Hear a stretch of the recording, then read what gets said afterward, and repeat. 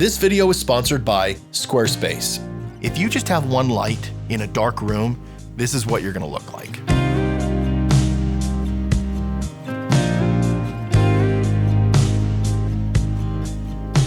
In this video, we're going to show you how we film a real interview in a corporate space. And we're going to show you how to get a look that looks not like this, because this is really bad. A look that looks like this. This video is a real world video. We are actually on location and we just finished a simple shoot for a hospital.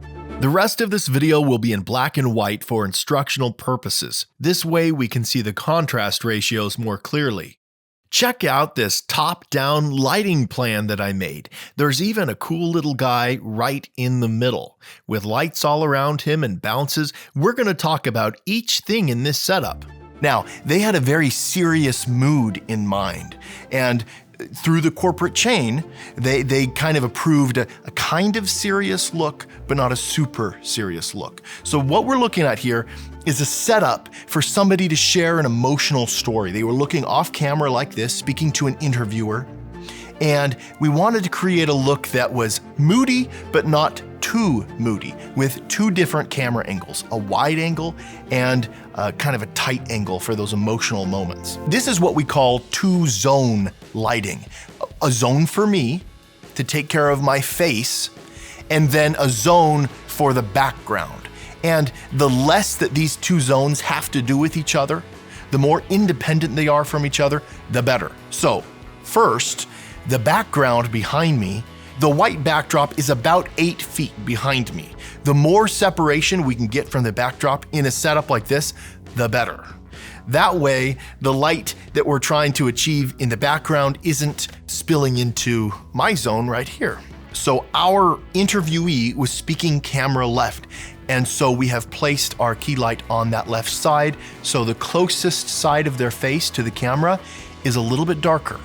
It's important to remember that unlike our eyes, the camera sees two-dimensionally. So lighting helps a two-dimensional image look more three-dimensional. Lighting is about shaping the subject and creating a more interesting, dramatic image. On this key light, we have a grid. And this grid on the key light is helping us so the light doesn't spill onto the background too much, and it's a soft source, but it's mostly hitting me. And what we've done is, and this is our little trick, we've actually pointed this key light, not at my face, but at this bounce. This is an ultra bounce. It's about 4 feet by 8 feet. The light is actually hitting this more than my face. So when the bounce isn't here, this is what it looks like. Much more of a moody look now, right?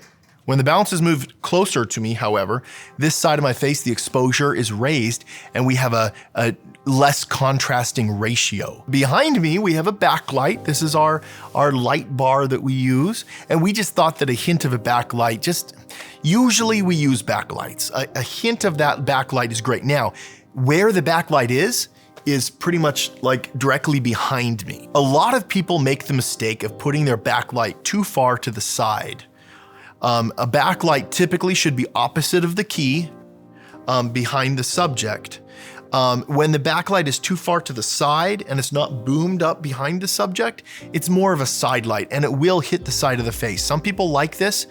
Usually we don't go for that kind of look. Usually we like something more directional behind the subject. We moved this in last minute. This is another bounce, and this helps bounce some light into the subject's face, because a lot of times with split lighting like this, it can get a little bit too dark underneath the chin. And you know, these little things don't make the world of difference, but this actually has made a difference here. And the only reason why it's resting on this box is because we didn't have an extra stand with us, because we didn't bring enough stands today. You know, we never have enough stands. Hopefully our neighbors don't freak out. Holy crap. Usually on shoots, we run out of stands because we get so excited. We set up everything we can, and before you know it, we wish we would have brought more stands, but what can you do? I'm excited to talk about our sponsor, Squarespace. We're in the middle of redoing our website with Squarespace. It's going to be launching in about a month, and we are super excited. If you're like us and you're into filmmaking and you need a way to show your work, Squarespace is perfect. They've got so many portfolios to choose from, perfect for filmmakers like you and me. Every website template on Squarespace looks great on mobile devices as well. With Squarespace, we can seamlessly add our YouTube videos to our website so they can load quickly for our viewers. One thing I love about Squarespace is you can have password-protected pages on your website for your clients. You can give your client the password and they can view their gallery. That's going to be super useful for us. Look, Squarespace is one of the best. If you're looking to redo your website, use Squarespace. This is the Sennheiser MKH50, and we've boomed it in as close as we can to my mouth while keeping it out of frame. And I really love using boom mics. They sound so natural. You can get the placement just right. And I prefer them over lavalier microphones. I feel like a lot of times a lavalier mic just has this boxy kind of closeness, this intimate sound that is difficult to EQ out. And so I prefer this kind of sound. This is a white backdrop, but we were wanting to achieve a grayish kind of moody look. So what we have done is raise the ambiance in the room with this 600D Pro, and it's actually at a very low level. It's not very bright right now. What's it at? It's at a 22.6. It's at 22%. We could have used a light that wasn't as bright as this, but that's the light we chose to use. On the other side, on the background, to kind of achieve a slash of light, we're using a 300D Mark II from Aputure, and we have the spotlight on it. And it's at 6%. It's barely doing anything. So right now it's on, and here's what it looks like off. You can see it's doing a little bit. It's adding a little bit of texture to an otherwise plain background.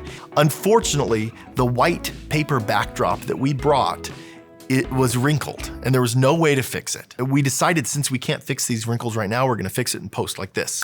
So it was a simple fix in Premiere Pro, and it's important to know what your limitations are on set so you can say, yeah, you know what, we can continue with the shoot, that's not a problem, we can fix it in post. Now, saying fix it in post is not always the best thing to say, but we find ourselves saying it more often than we should, but hey, you know, it's the reality of the job. Head to squarespace.com for a free trial, and when you're ready to launch, go to squarespace.com/epiclightmedia to save 10% off your purchase of a website or domain. And that's how we made a dramatic look in a corporate space with 4 lights. If you liked this video and you want to learn more about filmmaking, don't watch our channel and don't subscribe to our channel. Go ahead and go over to Threefold. Subscribe to them. They've got amazing videos about filmmaking.